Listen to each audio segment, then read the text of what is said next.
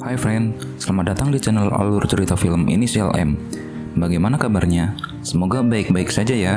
Pada kesempatan kali ini saya akan menceritakan sebuah alur film yang berjudul Monster Hunter yang dirilis pada tahun 2020. Film ini disutradarai oleh Paul Anderson dan diperankan oleh idola saya yaitu Milla Jovovich, Tony Jaa, Ron Perlman, dan kawan-kawan. Film ini menceritakan sekelompok prajurit yang tanpa sengaja masuk ke dalam dunia lain yang dipenuhi dengan monster. Dan mereka pun harus berjuang melawan keganasan monster tersebut. Gak usah kelamaan, langsung aja solok headsetnya, atur posisi duduk dan jauhi kerumunan. Kita masuk ke dalam alur cerita film Monster Hunter. Gas!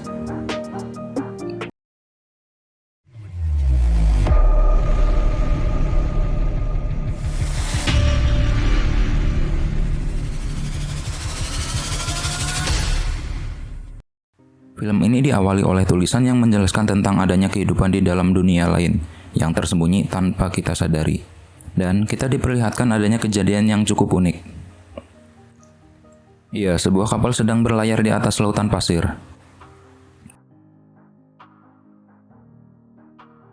Lalu, salah seorang kru melihat adanya menara yang menjulang tinggi dan diselimuti oleh awan petir. Dan ada admiral yang begitu fokus melihat gambar menara pada sebuah buku primbon kuno, seperti sedang mempelajari sesuatu.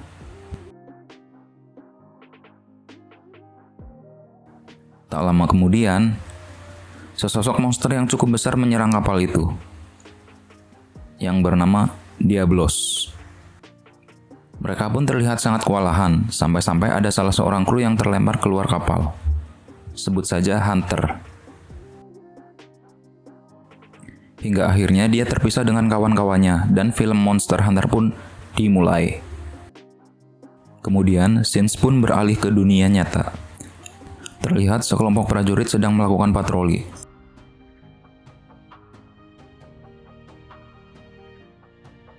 Lalu, seseorang yang bernama Letnan Natalie pun mendapatkan pesan suara dari tim lainnya.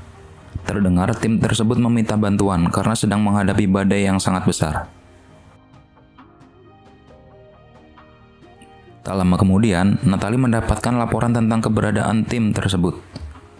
Tanpa berlama-lama, mereka pun langsung OTW ke TKP.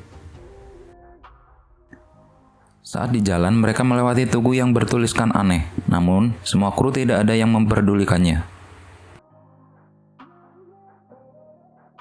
Tak lama kemudian, mereka pun telah sampai di lokasi Sherlock. Tetapi Natalie dan yang lainnya hanya menemukan jejak kendaraannya saja. Hal ini pun membuat mereka kebingungan. Lalu, tiba-tiba ada badai besar yang bergerak menuju ke arah mereka.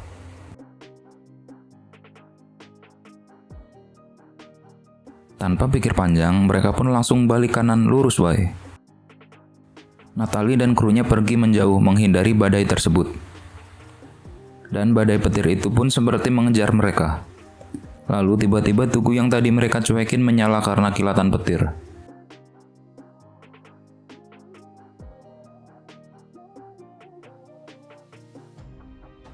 Kemudian awan petir itu pun membentuk sebuah lorong dimensi tepat di depan mereka. Natalie dan timnya pun masuk ke dalam lorong aneh itu. Pada akhirnya, dengan kondisi yang sedikit oleng, mereka pun bisa melewati kekacauan itu.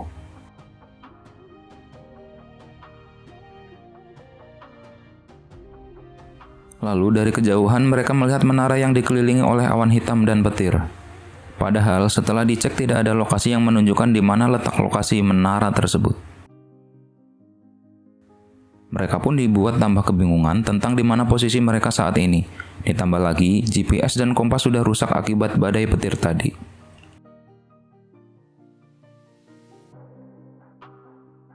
Kemudian salah seorang kru menunjukkan sesuatu. Ternyata mereka menemukan kendaraan dari tim yang tadi meminta bantuan.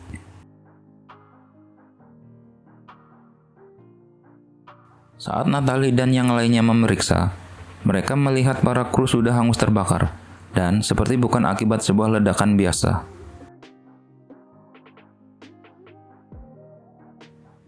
Salah seorang kru coba mengecek keadaan sekitar. Benar saja, Mereka pun menemukan pecahan kaca berserakan di sana, dan itu menunjukkan telah terjadi kobaran api yang sangat panas, sampai melelehkan pasir hingga membentuk kaca. Dengan rasa penasaran, mereka pun bergerak melanjutkan perjalanan. Saat dalam perjalanan, Natalie dan timnya dikagetkan dengan adanya kerangka yang sangat besar di depan mereka.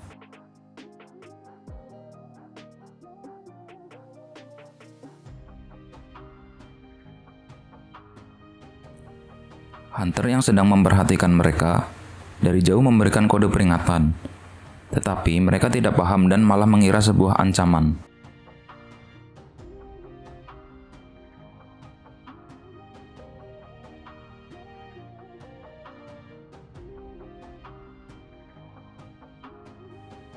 Saat Natalie menyadari serbuk merah tersebut adalah kapur, barulah Natalie menyadari yang barusan tidaklah membahayakan untuk mereka, malah terkesan seperti kode peringatan. Benar saja, mereka pun langsung merasakan getaran aneh di gurun pasir itu. Lalu salah satu dari kru melihat sesuatu yang bergerak mendekati mereka. Natalie pun langsung memerintahkan anggotanya bergerak menjauh. Karena sadar senapan mesin aja nggak cukup, monster itu membuat kendaraan Natalie dan anggotanya terguling.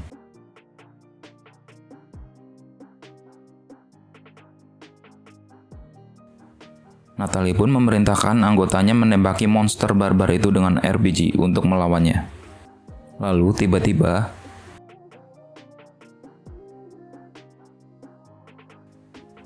usaha untuk meledakkan monster itu pun gagal. Salah seorang kru pun menjadi korban.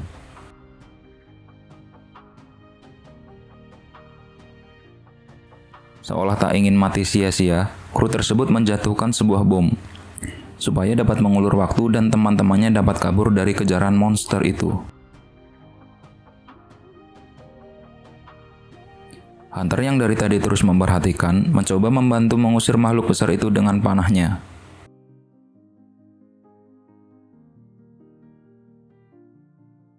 Natalie dan yang lainnya bersembunyi masuk ke dalam gua, dan monster itu pun tidak dapat mengejarnya.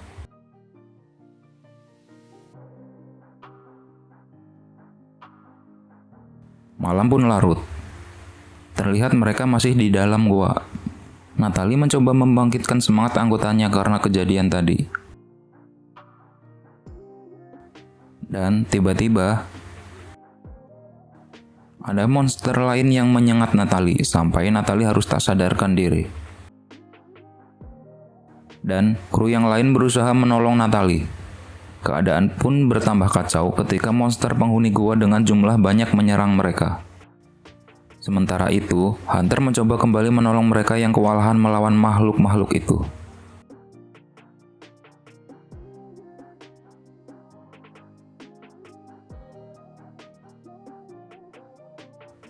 Karena jumlahnya yang sangat banyak, para kru pun akhirnya dibungkus. Natalie yang sadar langsung mencoba keluar dari bungkusan yang dibuat monster.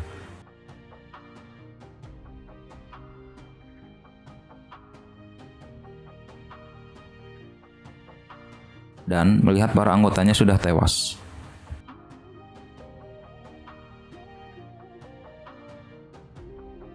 Dan dia sekarang sadar sedang berada di sarang para monster.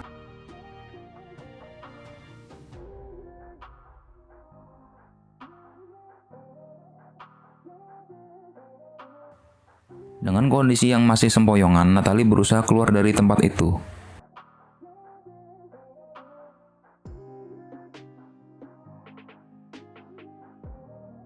Dengan peralatan tempur yang tersisa, Natalie memanfaatkannya sebagai alat pertahanan diri.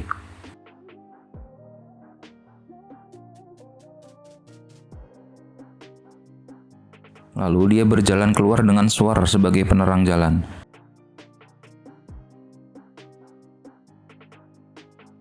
Dan cahaya suara itu malah memancing kedatangan para monster.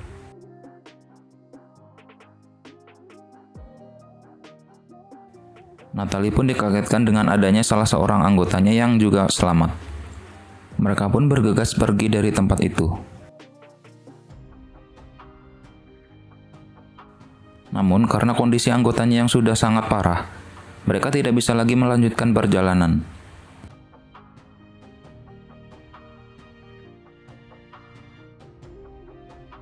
Natalie pun mencoba untuk memeriksa keadaan sekitar.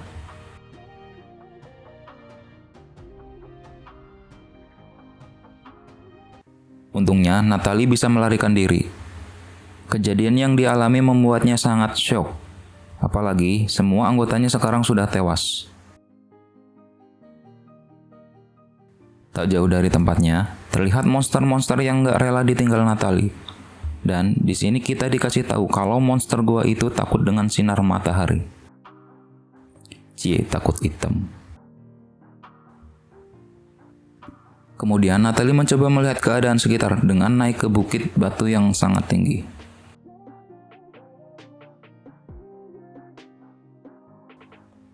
Betapa terkejutnya ia bahwa hanya ada lautan pasir mengelilingi tempat ia berdiri. Natalie pun sadar dia terjebak di tempat tersebut dengan monster yang setiap saat dapat memangsanya.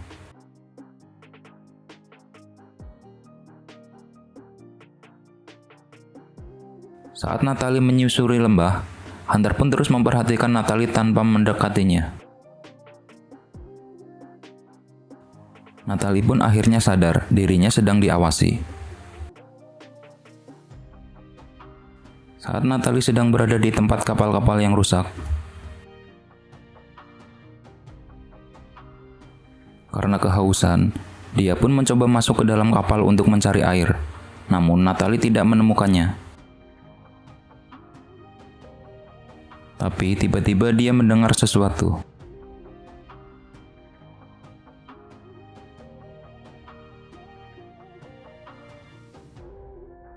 Hunter pun langsung menyergap Natalie di tempat tersebut.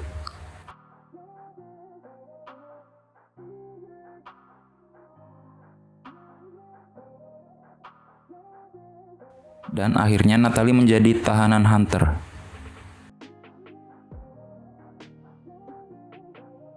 Karena waktu sudah maghrib, dan monster gua pun akan segera keluar, Hunter membawa Natalie ke tempat persembunyiannya. Saat Hunter sedang lengah, Natalie menggunakan kesempatan itu untuk membuka ikatannya.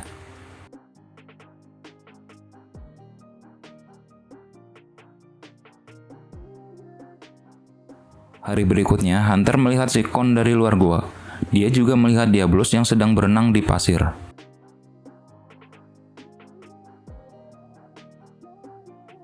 Saat dia kembali ke dalam gua, kali ini giliran dia yang menjadi tawanan Natalie.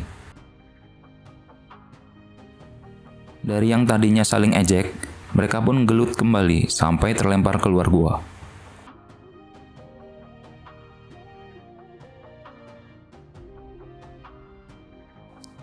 Hingga Hunter terjebak di base camp monster gua. Dengan gercep, monster-monster itu pun menyambut Hunter. Untungnya Natalie menyelamatkannya. Dan mereka pun baikan. Sebagai tanda perdamaian, setelah diberi coklat oleh Natalie, Hunter pun memberikan air minum dalam kemasan yang gak ada manis-manisnya kepada Natalie.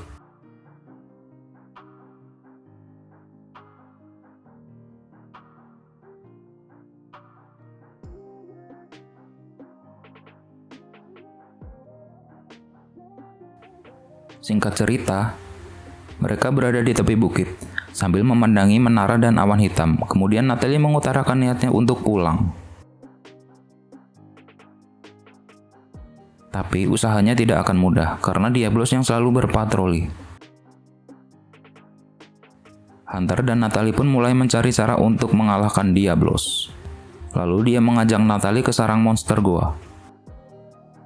Dengan bahasa isyarat, Hunter pun menjelaskan, dengan sengatan monster goa, dia akan mengalahkan Diablos.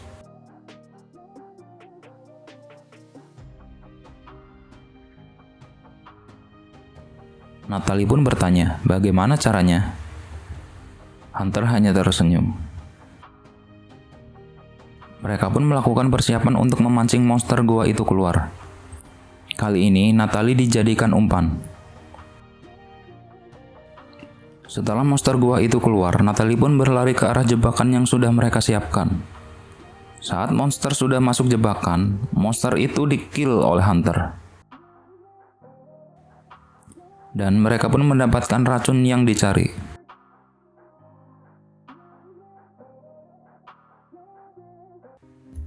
Di saat Natalie dan Hunter berada di tempat persembunyiannya, mereka pun mulai mengobrol. Dan Natalie mulai mengetahui kalau keluarga Hunter meninggal karena ulah Rathalos.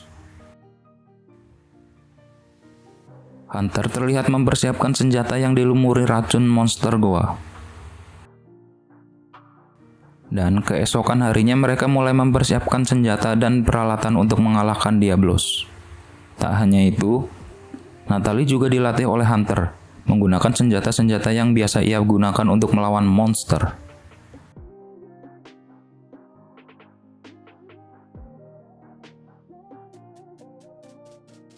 Saat semuanya sudah siap, mereka pun mulai beraksi.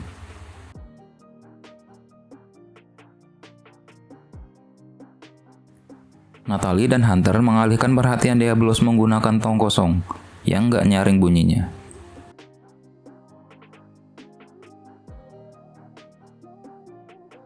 Dan benar saja, saat Diablos kena prank, Natalie dan Hunter pun berlari ke arah mobil.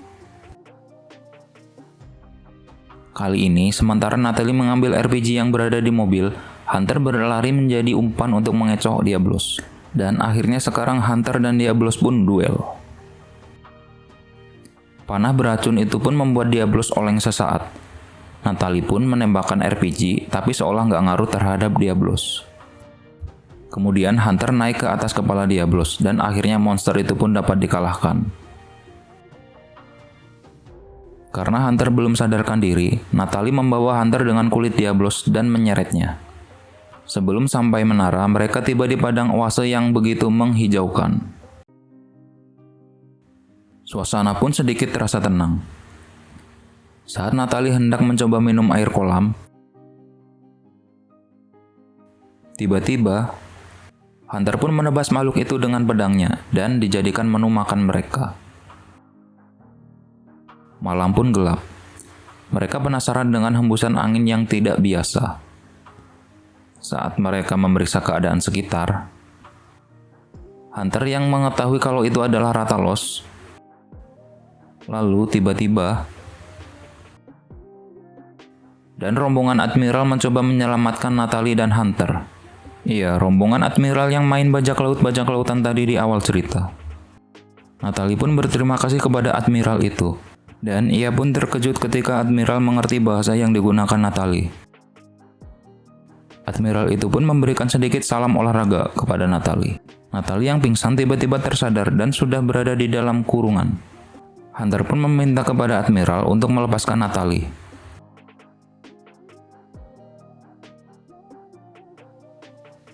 Admiral itu pun menanyakan kepada Natalie, mengapa Natalie ngebolang sampai ke tempat ini? Dia juga mengatakan kalau semua jawaban dari pertanyaan Natalie ada pada menara langit, di mana bangunan itu merupakan sisa peninggalan kuno yang sangat canggih dan berbahaya. Kemudian, Admiral juga menjelaskan cara agar tidak ada lagi orang yang bisa masuk ke dunia monster, dan juga sebaliknya. Dulunya, manusia kuno menjaga tower itu bersama Rathalos, si Raja Api. Kemudian, Admiral mengajak Natalie untuk ikut dalam misinya, yang dimana jika berhasil, ia dapat pulang ke dunianya. Tentu saja Natalie menyetujuinya. Di keesokan harinya, akhirnya mereka pun berangkat ke menara itu. Hingga saat malam tiba, mereka sampai di menara tersebut.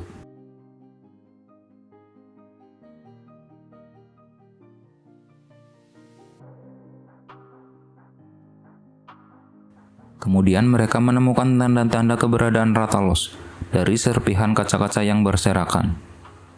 Lalu mereka pun mulai bersiap untuk melawan Rathalos.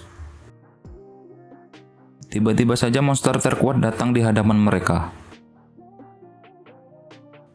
Saat pertempuran berlangsung, portal dimensi yang tadinya kecil mulai terbentuk. Dan akhirnya Natalie terjun kembali ke dunianya.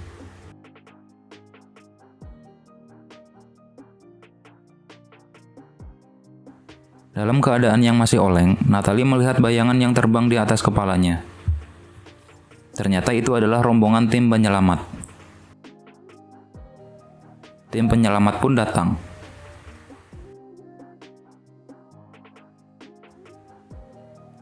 Saat Natalie dibawa dengan pesawat, tiba-tiba portal dimensi muncul di depannya. Dari portal itu pun sekarang giliran Rathalos yang silaturahmi ke dalam dunia Natalie.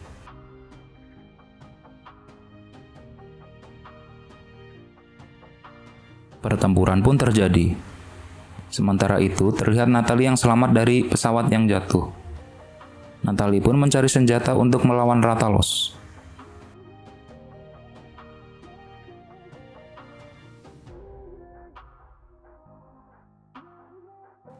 Karena sudah gedek sama monster barbar yang satu ini, berbekal alat tempur yang sudah dipinjamkan Hunter, dia langsung mengoplok Rathalos.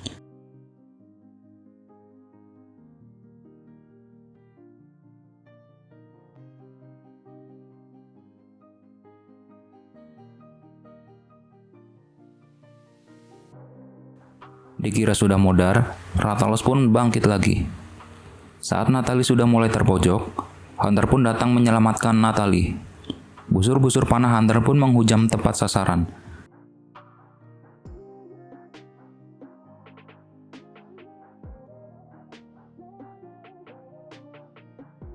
Dan untuk kali ini Rathalos benar-benar modiar.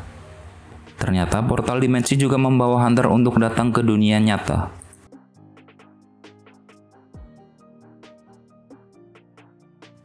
Tak selang lama, seperti polisi India, Admiral pun datang terlambat. Mereka bertujuan untuk menghancurkan menara supaya tidak ada lagi monster yang menyeberang antar dimensi. Dan tiba-tiba, portal pun kembali terbuka, dan monster sejenis Rathalos pun menyerang mereka. Dan film pun selesai. Jadi, kesimpulan film ini yaitu, jangan ngebolang terlalu jauh. Itu. Menurut saya, kemungkinan bakalan ada kelanjutan filmnya. Karena masih ada sosok misterius yang berdiri di atas menara. Mungkin dia adalah orang yang bertanggung jawab atas semua teknologi dari peradaban kuno ini. Terima kasih sudah mampir ke channel kami. Jangan lupa like, komen, dan subscribe jika menurut kalian video-video kami menghibur dan juga menarik untuk ditonton. Sampai ketemu lagi pada video-video kami berikutnya, dan thank you.